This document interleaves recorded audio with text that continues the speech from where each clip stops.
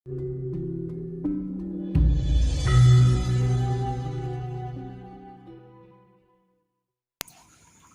malam Romo Dharmika. Selamat malam. Om Swastiastu. Om Swastiastu. Senang sekali berjumpa kembali dengan Romo Dharmika. Sehat nggih, Romo? Sehat. Monggo Romo dipun paringi pambuka rumiyin. Dipun persingkat. Om Swastiastu. Salam. Assalamualaikum warahmatullahi wabarakatuh. Rahayu. Selamat malam. Salam kebajikan. Namo Buddhaya. Semoga alam dan isinya tentram dan sehat semuanya.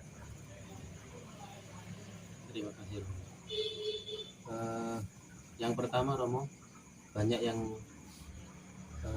menanyakan tentang apa yang dimaksud leluhur itu sebenarnya. Ya, Monggo Romo. leluhur yang seringkali di sana sini mengatakan leluhur, istilahnya leluhur kamu siapa, leluhurnya siapa, harus ingat leluhur dan leluhur dan leluhur. Sehingga dalam konteks di sini yang namanya leluhur yaitu kakek, nenek, bapak, ibu yang sudah meninggal atau swargi, itu ada rentetan upacara-upacara, yaitu ada upacara yang namanya 3 hari, 7 hari, 40 hari, 100 hari, bahkan pendak pisan, pendak bindu sampai nyewu. Sehingga itu pun dikatakan leluhur bapak ibu atau kakek nenek swargi yang sudah meninggal. Terus ada upacara yaitu namanya entas-entas, diawiti dengan kremasi, kabin, entas-entas, ada rentetannya pemegat, di kremasi, dilarung, yang namanya nyekah, ada yang namanya ngerorasi, mamukur, maligia, puspa sarira, ngeliwetan, sampai dewa yang sampai ngelinggih yang. Nah, itu Yang ada terakhir berarti ngelinggih yang. iya. Bisa dijelaskan tentang upacara ngelinggih yang itu? Ngelinggih yang upacara yang kakek nenek sudah meninggal, di upacara sampai ngelinggih yang berarti sudah namanya leluhur. Jadi ada upacara pada saat upacara ngelinggih yang ada rentetan upacara yaitu entas-entas sampai ngelinggih yang. Nah, kalau kakek nenek yang sudah meninggal atau kita punya saudara-saudara atau keluarga yang sudah meninggal, itu kan posisinya di antara. Oh, masih di antara.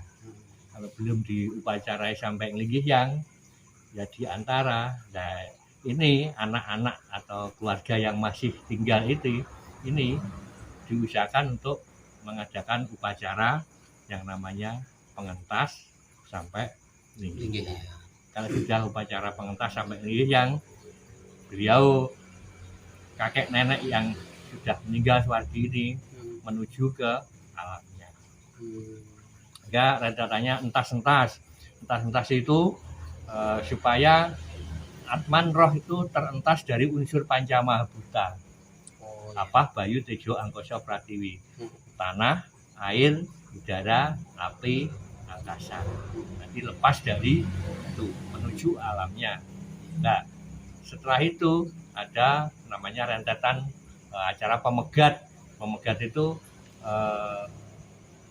atman roh yang sudah meninggal itu sama yang keluarga yang ditinggal di acara pemegat supaya ikhlas untuk menuju ke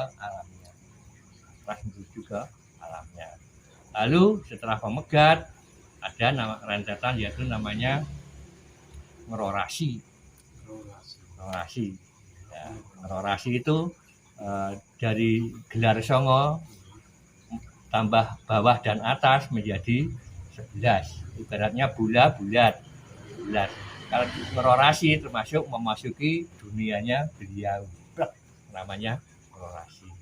Ada kata yaitu cerita Pandowo setelah 12 tahun baru lepas dari terus untuk waktu itu sasi atau bulan juga Iya. 12, jam juga jam 12. 12, sehingga setelah jam itu pasti menuju ke rentetan pergeseran atau waktu tempat yang lain. 12 Maaf ngororasi. Romo, apakah upacara tersebut sama waktunya dengan tradisi Jawa atau Islam, misalnya 7 hari, 40 hari, 100 hari, 1000 hari, dan seterusnya? Kalau kita bisa melihat atau bisa ada upacara-upacara yang seperti itu, ada yang dari Muslim seperti itu, ada yang dari umat yang lainnya mengadakan tata upacara itu kan Iya. beliau punya dasar sendiri. Mm-mm. Itu pun juga bisa kita hormati dan kita hargai bahwa dasarnya untuk upacara kan seperti itu. Tujuannya kan habis upacara kan ayem, damai dan bahagia. Iya. Sehingga dengan dari sini, dari dia ada sastra yang memang tertulis diusahakan upacara itu yang meninggal sampai linggih. Iya. Karena tidak sama tata caranya, yang penting kita saling Tujuannya menghormati, saling menjaga kerukunan kita bersama. Iya. Itulah yang supaya kalau kita bisa seperti itu, bisa bijaksana, Mm-mm. ya rukun, damailah dunia.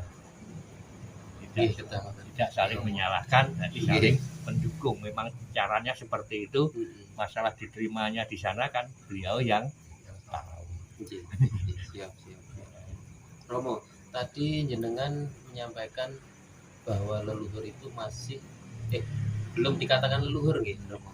Itu masih di alam antara, di antara. Nah, itu alam apa, Romo?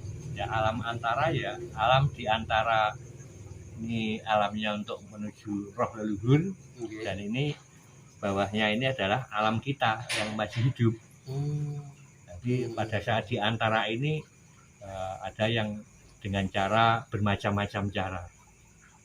Ada yang cara mendoakan, ada yang acara upacara, ada acara yang lain-lainnya. Jadi sehingga posisi atau hal-hal yang dilaksanakan antara saudara satu dan yang lainnya, yaitu dari saudara Muslim, dari Nasrani, dari Hindu, dari Buddha, itu kan caranya kan tidak sama, tapi tujuannya ya itu tadi.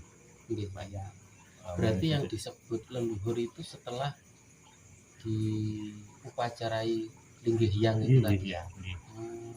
Berarti sebelum itu belum bisa dikatakan leluhur. Namun kita pun juga menghargai saudara-saudara kita yang lainnya, sehingga dengan usaha yang seperti itu pun kita juga menghargai. Tidak ini luhur begini nanti kan tidak sama-sama lah. Memang tata caranya, aturannya seperti itu, ya silahkan. Lalu Romo, apa yang bisa dilakukan leluhur pada anak cucunya yang masih hidup di bumi? Pada selesai upacara sampai ngihyang, beliau kakek nenek yang itu sudah menjadi dikatakan leluhur. Jadi kalau sebelum ada leluhur itu kan kita punya hutang kepada bapak ibu yang sudah meninggal, kakek nenek meninggal. Kalau sudah diupacarai ya kita sudah hutangnya lepas. Tapi bakti kepada leluhur, jadi orang tua bapak ibu yang sudah menjadi leluhur tetap berbakti, malah memohon dulu, mendoakan supaya kakek nenek bapak ibu yang sudah meninggal supaya atmanya meninggal di Matung Brahman supaya kembali kepada asalnya, dosa keluputannya ngapura dan semuanya sageta menuju kepada beliau Tuhan itu sendiri. Tapi sudah leluhur, kita layak untuk memohon anugerah.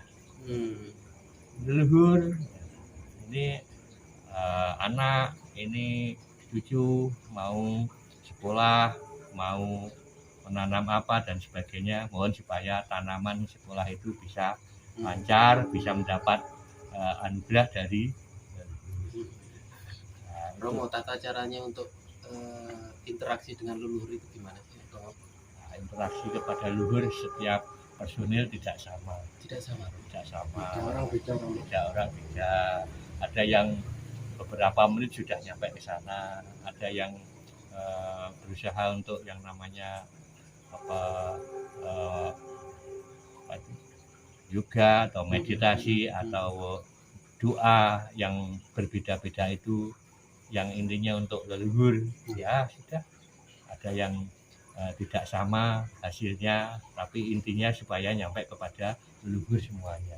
Jadi perbedaan itu juga jangan sampai diperdebatkan, sehingga kalau kita bisa seperti itu, bisa rukun, sudahlah kamu punya persentase untuk nyambung leluhur sekian persen, memang tempat wadahnya setiap orang itu tidak beda. Seseorang yang sudah terhubung dengan leluhur, tanda-tandanya itu apa? Ya, ada tanda-tanda telah terhubung sama leluhur itu sebelum ada upacara, sebelum beliau kita katakan leluhur, itu ada saja sesuatunya itu untuk untuk aktivitas itu sering kali ada gagal, tidak berhasil, tidak maksimal. Terus keayeman, kedamaian pun juga dirasakan tidak bisa ayem. Isinya kerja, aktivitas, tapi hasilnya tidak maksimal karena sudah kerja. Tapi kalau sudah sambung sama leluhur, teman-teman yang kemarin kita upacarai, setelah kita upacara rasanya kok ayem gitu. Jadi kita ada di rumah tidak ada sesuatu harta benda yang banyak, tapi rasanya ayem, itulah merasa cukup. Iya, jadi sedikit cukup, banyak apa lagi cukup.